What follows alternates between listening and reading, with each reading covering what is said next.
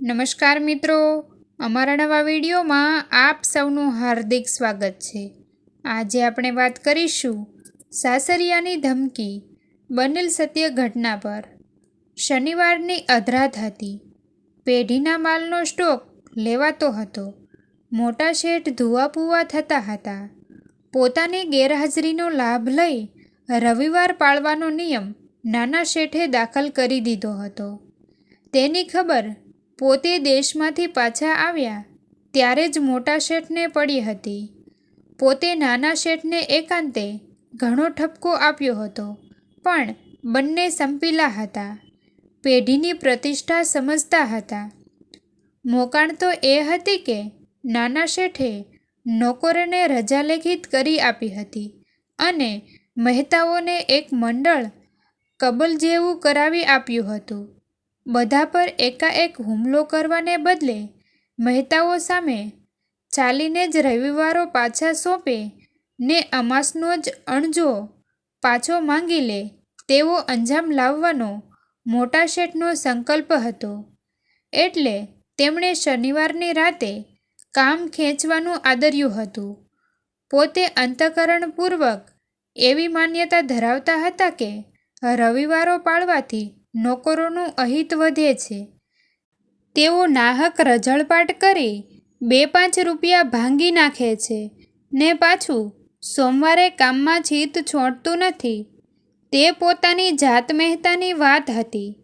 તેમણે ફરજ પાડીને નહીં પણ સમજપૂર્વકનો નિર્ણય લેવરાવવા આ શનિવારોની રાતો લાગટ ખેંચવા માંડી હતી। એક શનિવારે રાત્રે 11 વાગ્યે દુકાન પરથી ઘેર ટેલિફોન આવ્યો કે સુખલાલને લોહીની સખત નાખોરી ફૂટી છે। બેશુદ્ધ જેવો બની ગયો છે। તદ્દન તકલાદી છોકરો છે। ફૂટી બદામ પણ કોઈ આપે તેમ નથી। આપણો જમાઈ થયો એ જાણે આપણો ગુનો। તકલીફ જ ન આપે દિલને। મોકલું છું મોટર, દવાખાને મૂકી આવો, એવો જવાબ મોટા શેઠે ટેલિફોનમાં આપ્યો। મોટર મોકલી। સુખલાલ દવાખાને પહોંચ્યો।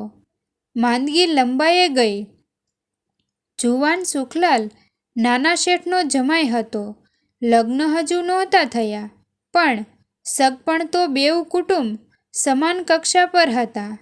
એટલે કે સુખલાલના બાપ તેમજ આ બેઉ શેઠ ભાઈઓ વતનના ગામડામાં નાની હાટડીઓ રાખી કપાસ, ઘાસલેટ અને ગંધારું ઘી વેચતા। ત્યાર વેળાનું થયેલું હતું, પણ તે પછી સુખલાલના બાપ પોતાની માંદી પત્નીની સદાની સારવારમાં રોકાઈને ગામડે જ પડ્યા રહ્યા। ત્યારે આ વેવાઈ ભાઈઓ એક મુનિશ્રીનું વચન ફળીએ વિલાયતી કાપડના ધંધામાં પડી મુંબઈ ખાતે મોટરવાળા બન્યા। તેમણે સુખલાલ વેરે વરાયેલી દીકરી સંતોકનું નામ બદલી સુશીલા પાડ્યું અને એમની પત્નીઓને દોઢિયા સાડલા ઉતારી 5 હાથની સાડીઓ છડાવી।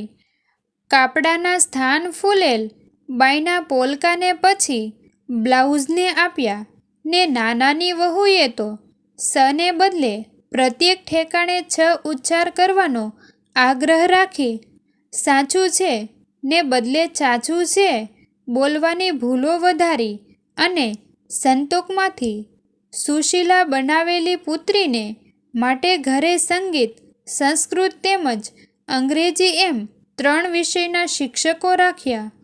સુશીલા નાનપણથી જ પૂરી સાડી પહેરતી થઈ ગઈ।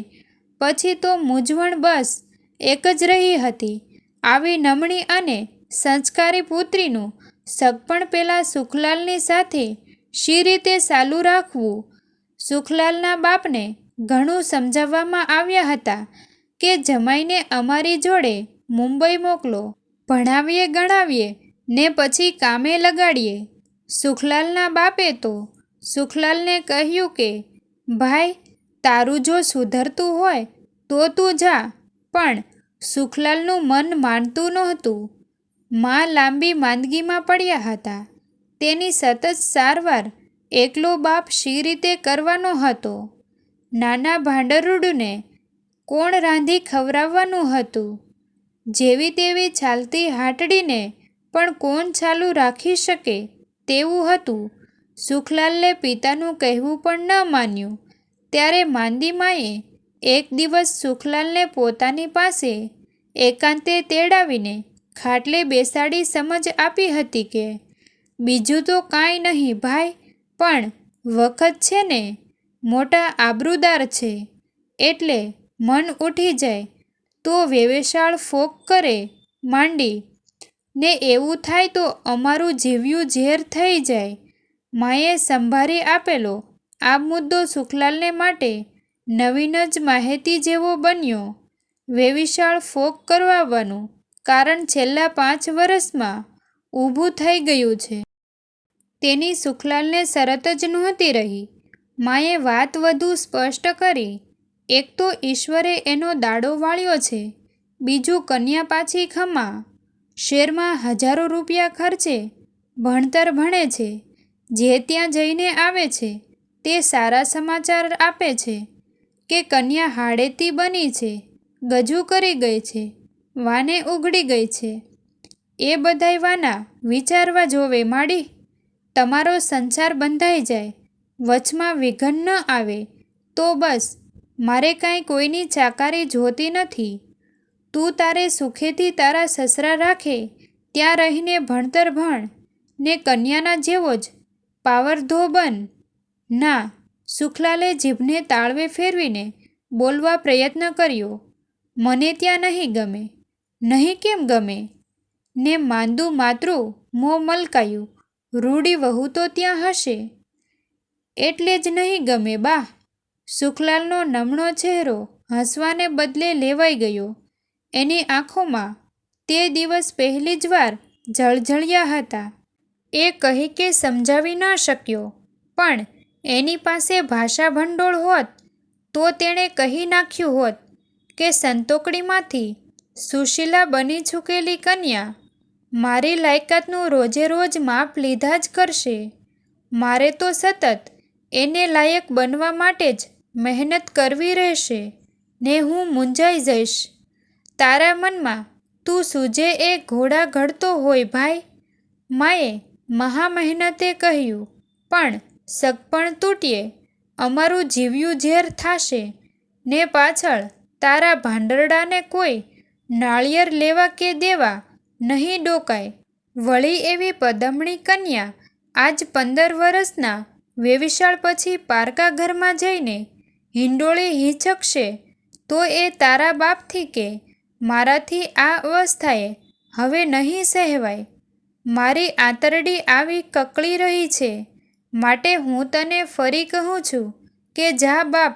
મુંબઈથી સુખલાલના મોટા સસરાએ પણ છેલ્લો કાગળ ભરી આવકારો લખ્યો હતો. હવે જો સુખલાલને બહાર ન કાઢવો હોય તો આખરી ચેતવણી સમજજો. અમે કાંઈ દીકરીને વેચી નથી.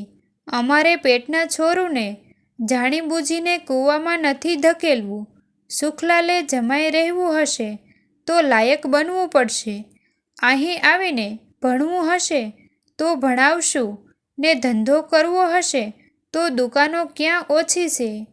બાકી તમે જો એમ સમજી બેઠા હો કે અમારી સુશીલા આંકડે લાગેલ મધ છે તો તમે ખાંડ ખાવ છો શેઠ. તમારા ચોરવાડ ગામના ધૂળિયા ખોરડામાં ચાળના અને તલસારના ધુમાડા ફૂંકવા સારું દીકરીને કોઈ ભણાવતું નથી શેઠ. જેવું વિચાર હોય તેવા લખી જણાવજો એટલે અમે નાતને જાહેર કરી દઈએ. આ કાગળમાં સંપૂર્ણ ધમકી હતી. સુખલાલના પિતાને તે દિવસે ખાવું ભાવ્યું નહીં અને પિતા તેમજ મોટા ભાઈ ઝાંખા દેખાયા એટલે માતા સ્થાને મહા મહેનતે રાંધણું કરનારી, નાના પાતળા પૂરો રોટલો પકડી પણ ન શકનારા હાથવાળી બહેન સૂરજે પણ ન ખાધું ને નાનેરો ભાઈ પણ ખાધું ન ખાધું કરીને નિશાળે ચાલ્યો ગયો. તે પછી ચોથે જ દિવસે સુખલાલને મુંબઈ જવા ઉપડવું પડ્યું. ગામ નજીકના કસ્બામાં ઝટઝટ પહોંચી જઈને એણે કોલરવાળા ખમીસ અને કોટ સીવડાવી લીધા. બૂટ પણ નવા લઈને પહેર્યા. બહેન આ નવીન પોશાકમાં કોણ જાણે સાથી પણ ન શોભતા ભાઈને તેલના રેગાડા લેવાતો ચાંદલો કર્યો ને મરતી માએ ઘણું જીવો ના આશીર્વાદ દેવા બહુ મહેનતે પતિને ટેકે ટેકે બેઠી થઈ દોરડી જેવા હાથ સુખલાલના નીચે ઢળેલા માથા સુધી લંબાવ્યા.